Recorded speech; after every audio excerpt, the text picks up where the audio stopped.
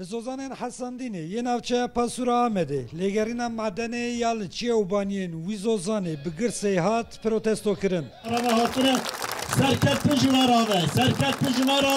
Di gorî ragihandina platforma parastina Hesandînê, kompanyên madenê yên taybet û ruxsatê ji saziyên fermiyê pêwendîdar girtine ji a xulatên Zozanê wan nimûne digirin ku dest bi derxistina madenê bikin. Allah eliniz var be. Burada aslında 2012'den li vir em dibînin ku ji 2012 û vir ve gelek kompanyên ruxseta lêgerîna madenê wergirtine û raporên bandora wan madenan a li ser jîngehê amadekirine. Lê heta niha ji ber karvedanên welatiyan li vir wan dest bi kar nekiriye. başlayamamışlar. Gundiyên 12 gund û bi dehan mezrayên bi sedan salin li wî Zozanê ajelvanî dikin û bi giştî dihata wan ji wî Zozaniyê dibêjin. Bira canê me ji me bistînin lê Zozanên me ji destê me neçe. Lewra ew dibêjin jîngeha me bi destê şîrketên madenan yê wêran bibe.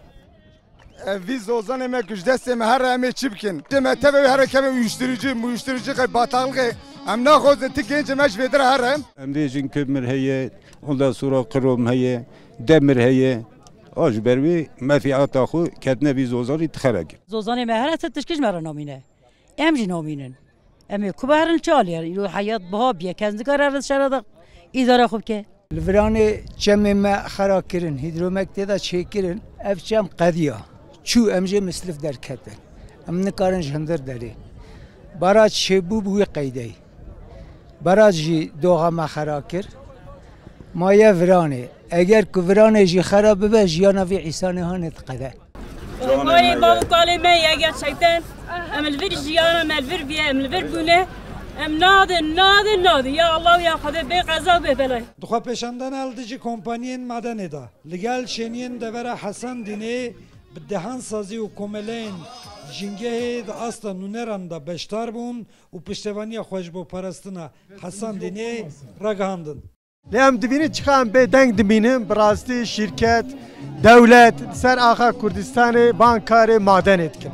Çi awayê ew xebat tê kirin madde kimyasal tê kir. Em jî dibên ava ku ji bir derdikeve çe Dicleyê.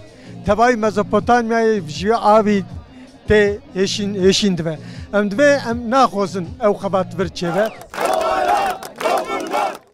Xwe pêşandana Zozaniyan û saziyên civaka sivîliyên bajêr li gel komeleyên ekolojiyê bi govend û dîlan û bi duruşmeyên li dijî lêgerîna madenan bi dawî bû.